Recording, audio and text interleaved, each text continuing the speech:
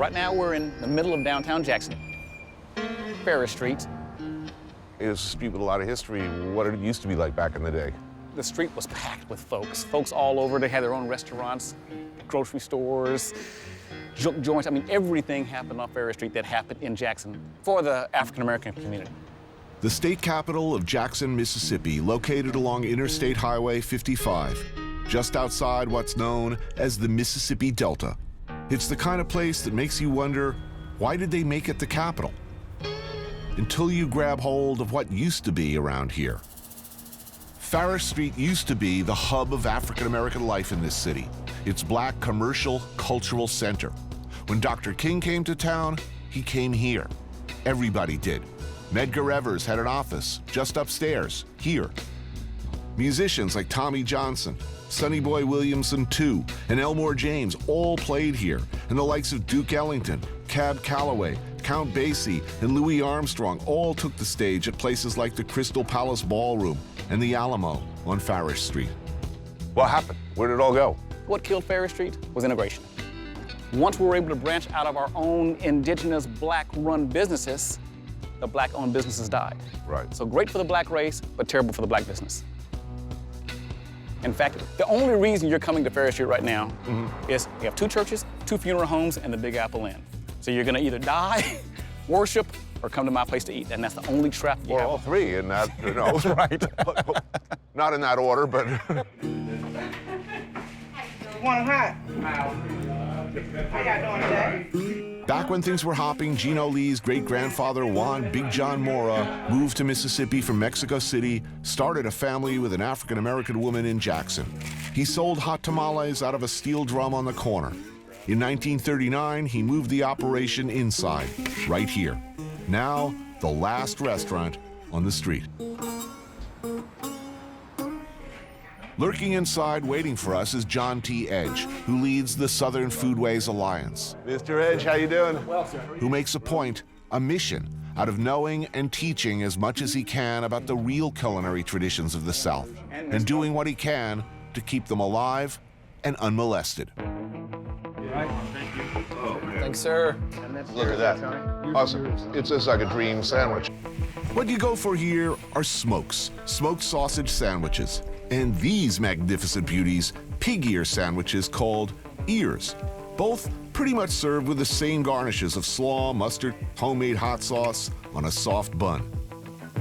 Now, as I understand it, originally this was one of those, nobody wants these things, they're dirt cheap. That's exactly right. In fact, by dirt cheap, the ears were actually free. Right. When my great-grandfather started getting the pig ears, the local butcher was giving them to him because he was just throwing them away. It's everything we love about pig, the texture, that makes it fatty, lean, all that. Oh, that's good. Man, that is just hard to beat. Isn't it good? It's a good sandwich. And of course, some hot tamales, which at this point in history are about as Mississippi as they are Mexican. Like the blues, they came out of Mississippi in the early 20th century as Mexican migrant workers came in to replace African Americans who were headed to work in the great factories and stockyards of Chicago and Detroit. You know, sitting down here, eating tamales, we can sketch a history of Mississippi. And that's kind of what I'm most interested in doing, helping Southerners understand that their foods are as African as they are Western European. And If not hopefully more. by way, if not, largely more, music and, all the other cultural expressions of the South. I think food is a sneaky way of getting at some of the serious stuff we've been talking about. As I told you before, I didn't know what a cool job or what a cool restaurant I had until you showed it to me. I'm just making a living. Just like a lot of folks around Mississippi. We're not trying to make history. We're not trying to increase tourism. All we're doing is doing what we do.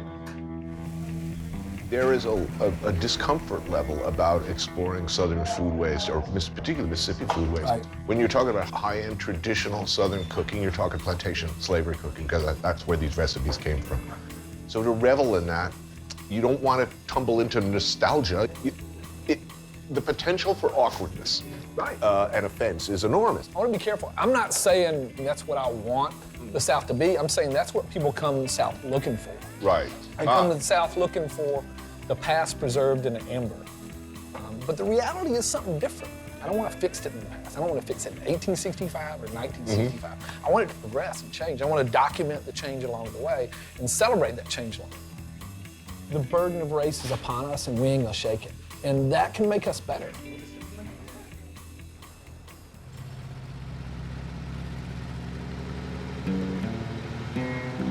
I'm a Yankee. So for me, it's kind of shocking to see this flag. It means a lot of things to a lot of people. First and foremost, meaning I'm not a Yankee and I don't much care what you think. There's no doubt that much of Mississippi history is ugly. From slavery, which was pretty much the backbone, the foundation of industry here from the get-go, to Jim Crow, lynchings to church burnings. 14-year-old Emmett Till, killed for talking sass to a white lady in 1955. The assassination of Medgar Evers in 1963. The murders of civil rights workers James Chaney, Michael Schwerner, and Andrew Goodman in 1964. Hell, they had to send in 30,000 armed federal agents, National Guardsmen, and military police just to enforce federal law allowing a black man to attend state college. A notion that was, shall we say, less than popular here. To be honest, that was about all I had for an image of the state of Mississippi. That was all I knew, and it hadn't occurred to me to look further.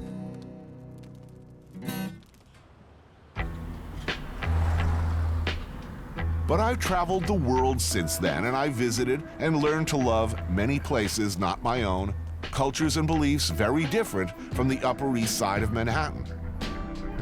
Why can't I love Mississippi?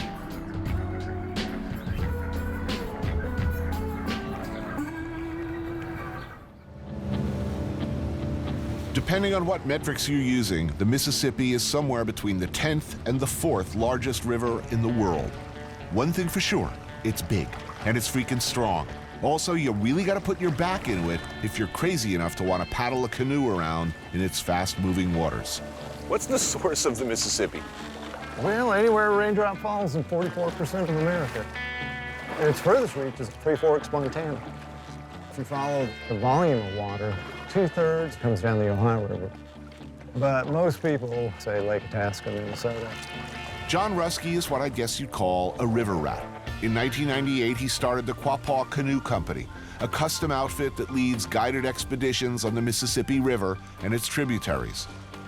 As a central part of his operations, he trains local kids from Mississippi and across the river in neighboring Arkansas under an apprentice program, teaching skills like hand-carving canoes, outdoor survival, and the ins and outs of guiding and the history of the river. Most of these kids come from pretty distressed neighborhoods, and the hope, the intent, is that once trained up, they'll stay with the company.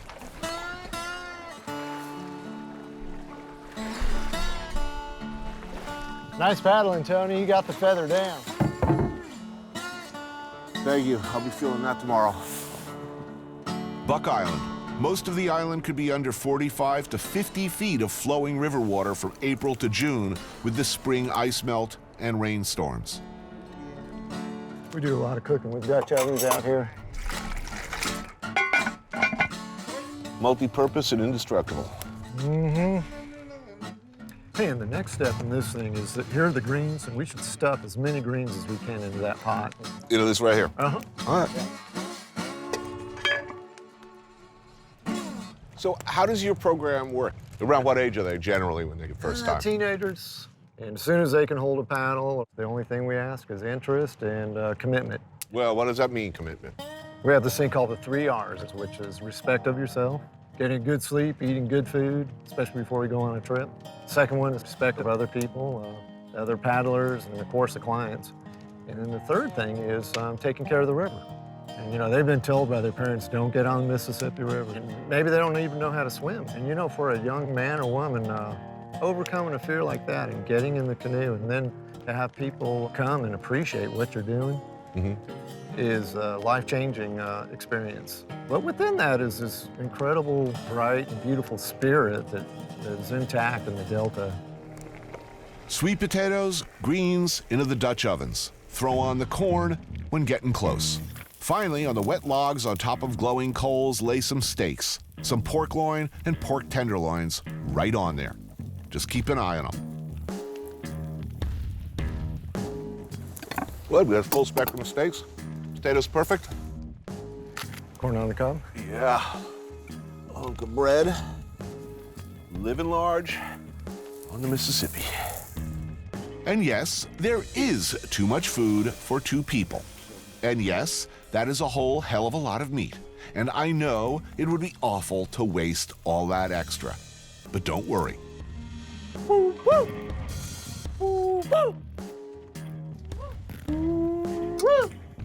Because these gentlemen are tired and hungry. Welcome, gentlemen. Right on, Quapos. Come on. Corn on the cob here, greens. Oh, I'll be cookie. Yeah, got a little more of this. Oh, looking good. I don't want to say I'm good, but I'm good. All right. Pork, sir? Who's Mrs. Steak here? You, sir? You got? Who needs steak? I feel all Crocodile Dundee.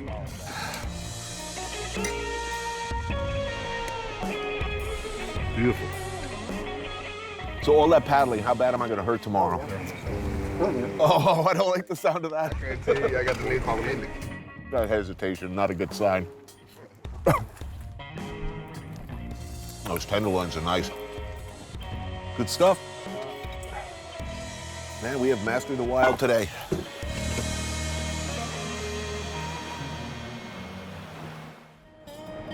State Senator Willie Simmons has been an elected official of the Mississippi Delta for 20 years.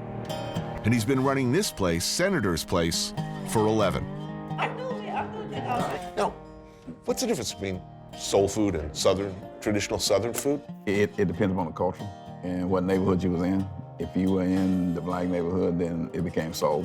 We probably put a little bit more of the throwaway in our cooking. So the pig feet, the pigtail, the neck bones, and all of that's fatty. Now you're making me hungry. Now you are definitely. Well, there's some neck bones out there. Okay. Oh, excellent.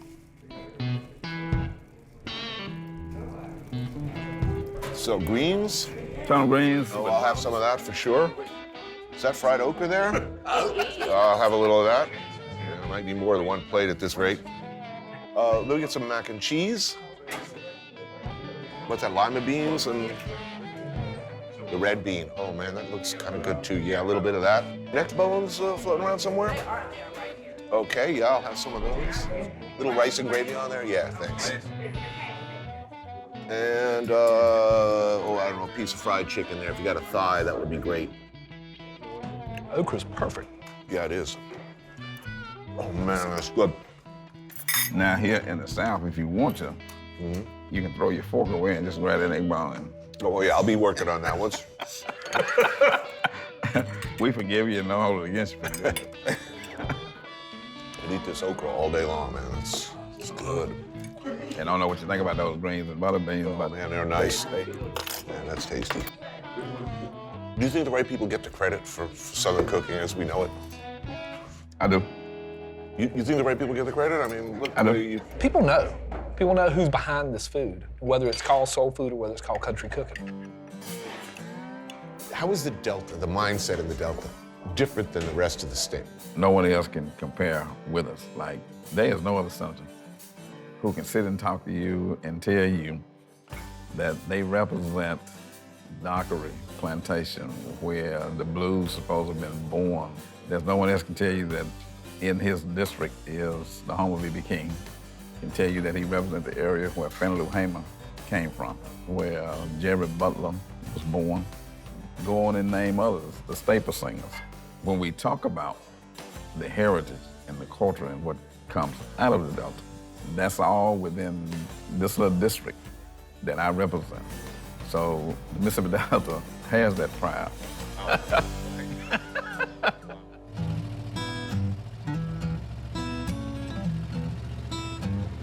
46 miles southeast is Greenwood, a town with a lot of history, most of it of the not good variety. Known, unfortunately, as much for Byron de la Beckwith and Tom Brady's infamous speech after Brown versus the Board of Education as anything else, fairly or not, it's hard to get past that. During all the years of cruelty and struggle from 1933 on, through it all, and until today, this place, Lusco's, was a beloved institution. Once a grocery store, it turned restaurant to the moneyed class, serving them in discreet quarters in the back, where one could enjoy an alcoholic beverage in what was then a dry state. Still going after all these years and unchanged. Why? This place is like a reliquary of like indiscretions past, you know? But maybe, to really tell the story of this place, you have to start with the story of its most famous employee, Booker Wright, who'd been working at Lusco's as a waiter since he was 14 years old. Glad to see y'all. We don't have a written menu. I'll be glad to tell you what we're going to serve tonight. In 1965, NBC News came to town, making a documentary on race relations. Booker's entertaining recitation of the menu at Lusco's was famous around town, so they asked him to do his usual routine for the camera. We have fresh shrimp cocktail, Lusco shrimp, fresh orchard on a half shell, big orchard. But at the end of his usual litany is where he dropped the truth bomb that nobody was ready for. Right here. Now, that's what my customers, I say my customers, be expecting of me. Some people are nice, some is not. Some call me Booker, some call me John, some call me Jim, some call me nigger. All of that hurts, but you have to smile. If you don't, what's wrong with you? The meaner the man be, the more you smile, although you're crying on the inside. I'm not going to tip that nigga. You don't look for no tip. Yes, sir. Thank you. What did you say? Come back, because I take care of you. Well, that's what you have to go through with. But remember, you have to keep that smile. Telling the truth was still risky business in 1966 Mississippi, and Booker Wright was not rewarded for his candor. It was not a good experience for him. It did not make him a star by a... Not within the white community, but even though Stokely Carmichael maybe first chanted Black Power here, that was less important to the black community here than what Booker said on the NBC News. Yeah. The private dining rooms at Lusco's are still here. The menu, much the same. Steaks, fish, the famous broiled shrimp, the Lusco's special salad with the house Italian vinaigrette dressing, and a healthy dose of anchovy. Onion rings. Salad makes me happy. Yeah, me too. Mostly the anchovies make me happy. Yeah, love those. Catfish for Mr. Edge, the famous pompano for me. It's the kind of mark of being a great restaurant in the Delta, if you have pompano. It's a big damn fish. No way I'm finishing this. Sitting here, the booths, the curtains, the whole ring bell for service thing, it seems lost in time. We got a long and ugly history, but one of the things I love about this place is you can't deny the burden of the past. It gets on your shoulders right there. Like, you know, America chooses to deny its problems, you know, in many ways, you know, and declares itself a post-racial society. That just shit doesn't fly in Mississippi. You can't claim that. Oxford, Mississippi is a lovely, incongruously eccentric little island, a mutation, a college town, a magnet for writers, thinkers, and oddballs, drawn perhaps by its rich literary tradition as the home of one of our greatest authors, William Faulkner. Faulkner was a Mississippi native, a former postman, an outdoorsman, an eventual winner of the Nobel Prize in Literature and 2 Pulitzer Prizes for fiction. He never graduated high school. This was his house, Roanoke. Faulkner wrote such American classics as The Sound and the Fury, As I Lay Dying, Light in August, and Absalom, Absalom. And many of his works took place in a fictional county, a place very much like this place in Mississippi. This is where Faulkner started his writing career, in this room here. For the past 10 years, Bill Griffith has been curator at William Faulkner's estate. He added this room on after he won the Nobel Prize. And on the wall here is an outline of one of his novels. Yeah, I thought that was his greatest book. You know? Faulkner thought this was his masterpiece. Jack Pendarvis is the author of Your Body is Changing, The Mysterious Secret of the Valuable Treasure, and Awesome, as well as a staff writer for the game-changing animated series Adventure Time, all works of which I am a huge fan. So we wrote right on the wall. He just wrote on it. It's his man cave. Yeah, it's his version. He said that houses in Mississippi who have a family business have one room dedicated to the family business, and this family's business is writing. From as early as 1919 through the early 60s, Faulkner wrote extensively about the post-Civil War South. He was the first author to do so, at a time when most writers were writing about anything but. He always said that he wrote about a South torn between itself, torn between the old ways, the old traditional ways, and modern development. He said he was going to break the antebellum code. Right. And he did. But He did. And yet, antebellum house.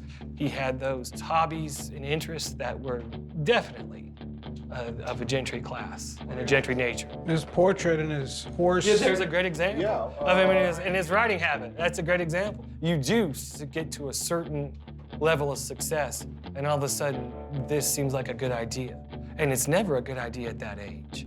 at any age. Right? Exactly. Was he politically active at all? I mean, there was a lot going on. He's a middle-of-the-road Democrat. That's what he said. He said you have to bring black education up with white education. And since the state of Mississippi will not invest in black education, it's up to its citizens to do so.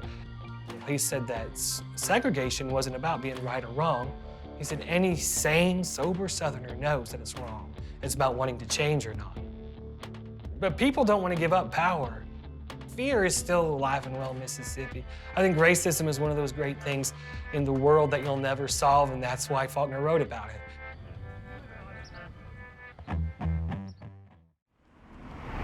What it is can be found in the dark spaces across the tracks and on the other side of town.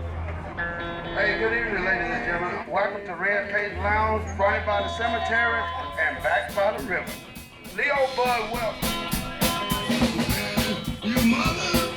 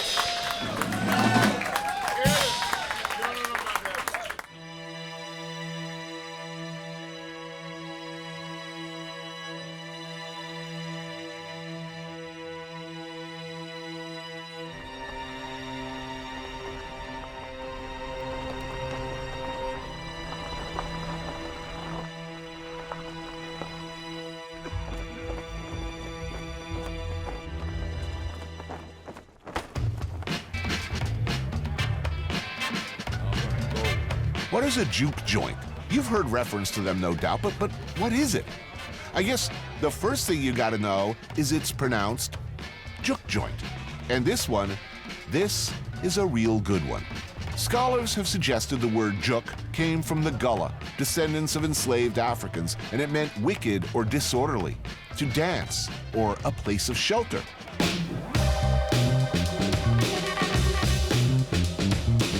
Juke joints started as plantation community rooms during slavery times. They went on to become the small, private African-American-run bars, clubs, and lounges. First in rural areas, then in towns and cities, where workers could dance, drink, party, and gamble as a respite from the hard labor of Delta sharecropping, tenant farming, house service, and segregation. They were often condemned by church leaders as houses of the devil. William Po'Monkey Seabury runs this place, as he has since 1963, and he makes the rules. How long has this been in business? I've been in this place 58 years. I'm 74. How did you get into this business? I just got into it. Something I like to do, and everybody come here and enjoy themselves. No problem. Please explain this policy. You know, no hats backwards and no pants hanging down. What is That's that? right, that's right. If you don't like my rule, don't come, cause. What are the rules here? No rap music. No. I'm about to like that bumper, bumper, bumper. I don't like that stuff. Give me a headache in the brain. I love all blues. All of it good to me, as long as it's blues. Good R&B? That's right, that's right. But no rap? No, no. Never. Even if Kanye West wants to rent out the place, you gonna rent it to him? Yeah, I'd rent it to him. Okay, just in case. So I ain't got time to war with them and keep down all this old bullshit. If you ain't come for a good time, stay away from me. Words to live by. Well, thank you, sir. I love your place, and thank you for having us. But you got to come back again. Oh, I surely will. I'll find somebody to get naked with you. Uh-oh. Okay, DJ, you can kick it back off. Mama's a bad girl and she's bad. Thursday night, don't forget about it. Karma, radio. Thursday night is family night at Po Monkey's. Mostly locals, a mixed bag. The music is classic R&B and pre-disco soul. The attitude, loose. Just familiarize yourself with those rules and there won't be a problem.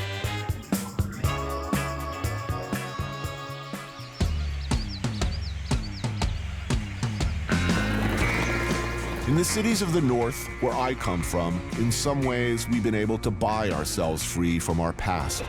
New arrivals pour in with no memory of the ugly parts of our history. We can afford the luxury of the new. We can live in comfortable bubbles or apartments high in the sky. In many ways, more separate than at any time in history. But for Mississippi, the past is right there to see, still present. And coming to terms with it, not an abstract discussion, but the daily business of life.